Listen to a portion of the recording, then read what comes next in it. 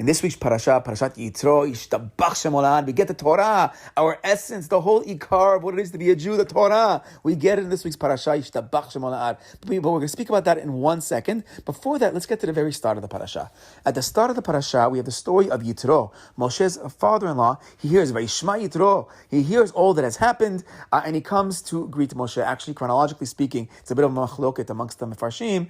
Is this before Matan Torah, after Torah? What's the actual historical timeline? It's not so clear, but let's go according to the Psukim over here. At the start of the parasha, Yitro comes to see his son-in-law, to see Moshe.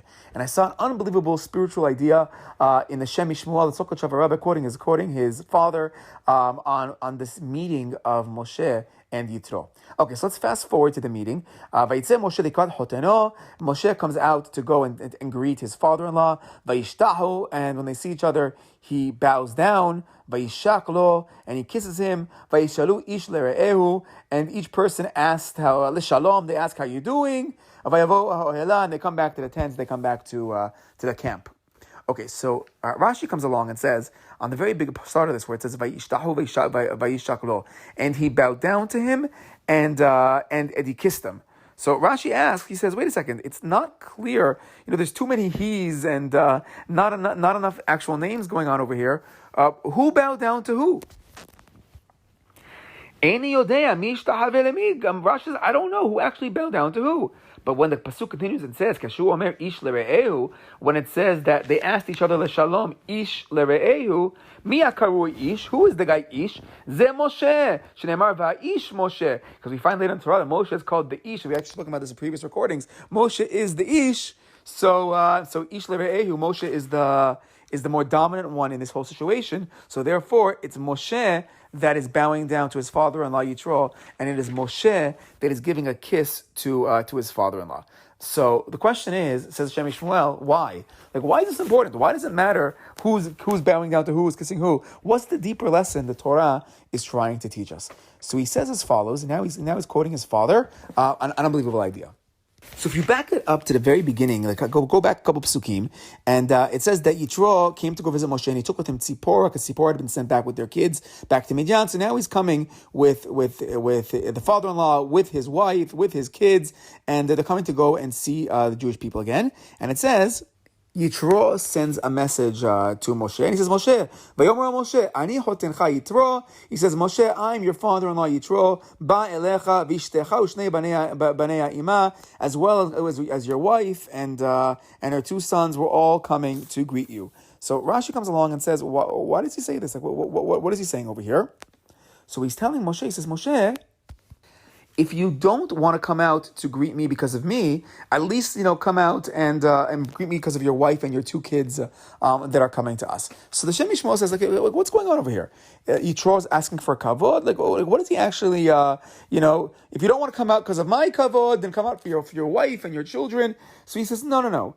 Yitro is not asking for kavod, but rather there's a much deeper spiritual idea going on here. Yitro had heard all that had happened to the Jewish people with the Makot and the splitting of the sea. And if you go according to the other Mefarshim, that this is after Matan Torah, the Torah coming to the Jewish people. So, the Jewish people have reached a very high spiritual level. Moshe Rabbeinu has reached a very high internal, he says, it's Madrega Pnimit. His internal level was so high and so great, he felt that there's no way I could connect, there's no way that we can really bond anymore.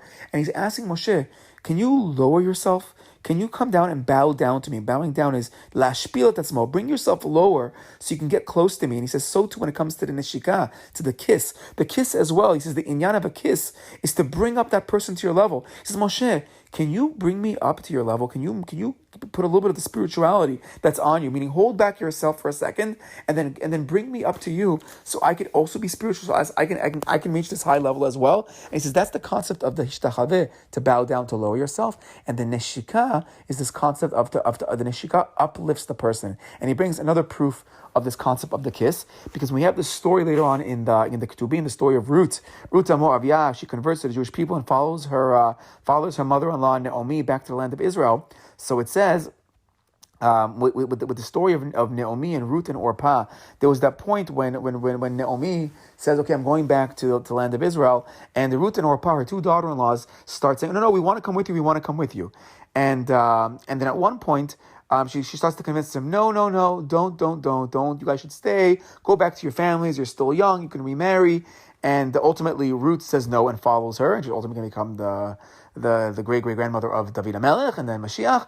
But Orpah turns around and goes back home. But before this happens, when Naomi's trying to get rid of them, so she gives them both a kiss. And says the Shem Shmuel, quoting his father, why did she give them a kiss? The kiss was, okay, if you really want to follow me to the land of Israel, so the kiss is, I'm going to uplift you to my status. I'm going to uplift you to this level that we can become equals and we can come to the land of Israel. And it says Ruth received the kiss. Orpah, when she got the kiss from her mother-in-law, it says that she kissed her back. And by kissing her back, basically what she was saying was, I'm not trying to follow your way. I know you want to uplift me up, but you know what? I'm going to cancel your kiss by kissing you back. I want to be on my level. And ultimately, Orpah turns around and goes back, and only Ruth follows with her. So by returning the kiss, she's saying, I don't want to be uplifted. But once Ruth gets this kiss, so at that point, Rashi brings down over there that they walk together. They become like one. They become like, they now become joined, which they're going to say is going to be a hint that Ruth is going to go through a whole conversion process. And now Ruth has been elevated to the level of Naomi, and that is symbolized by the kiss. And he says by us as well, we see that Moshe Rabbeinu, it says, is speaking ish lere'ehu. What is re'ehu? So re'ehu, normally re'ehu doesn't apply to non-Jews. He brings down halachically, brings down sources. But in this case, once this kiss happened, even though maybe Yitro didn't go through the full conversion process just yet, but just like Ruth, he's already on that path right now. Now he becomes a re'ehu, becomes an equal, so to speak, to Moshe Rabbeinu, and that's the koch of the kiss. And that, he says, relates to the rest of our parasha. Because as we continue with the parasha, we get to the Dibrot, we get to the Aseret, the Dibrot, God speaking to us, whether it's the Ten Commandments, whether it's the first two kisses. So we mentioned in the past on our Divrei Torah on Shavuot that the pasuk in Shir HaShirim that we say to Hashem, Yeshikem Yeshikot Piyu, Hashem, please kiss us with the kisses of your lips. So we said there was this double kiss happening, this very deep, intimate kiss with the Kadosh Baruch Hu, which the commentators there explain in Shir HaShirim. The kisses are referring to the Ten Commandments, or at least the very first two commandments when Hashem spoke to us, and now explains the Shem Shmuel, why did Hashem kiss us at Matan Torah? Because that kiss was to elevate us. There's even a Midrash says that at the very beginning Hashem gave us all the Torah, all the Dibrot, all in one shot. Hashem gave everything in the very, very, very beginning, and then afterwards goes on and says it in a clearer, slower passion. But in that first kiss, everything came to us. Why are we getting this gigantic, beautiful, strong, powerful, intimate kiss?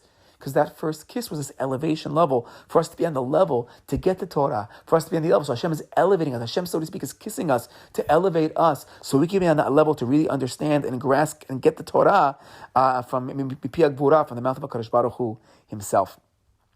And he goes on to say that Shabbat, every single week we come to Shabbat. Shabbat itself contains this deep skula, this deep power, this spiritual energy of the kiss to uplift ourselves. So he relates it to the extra soul that comes down and joins our soul. But that's the kiss of HaKadosh Baruch Hu on Shabbat that's going to uplift us every single week to receive the Shabbat, to receive that closeness to HaKadosh Baruch Hu.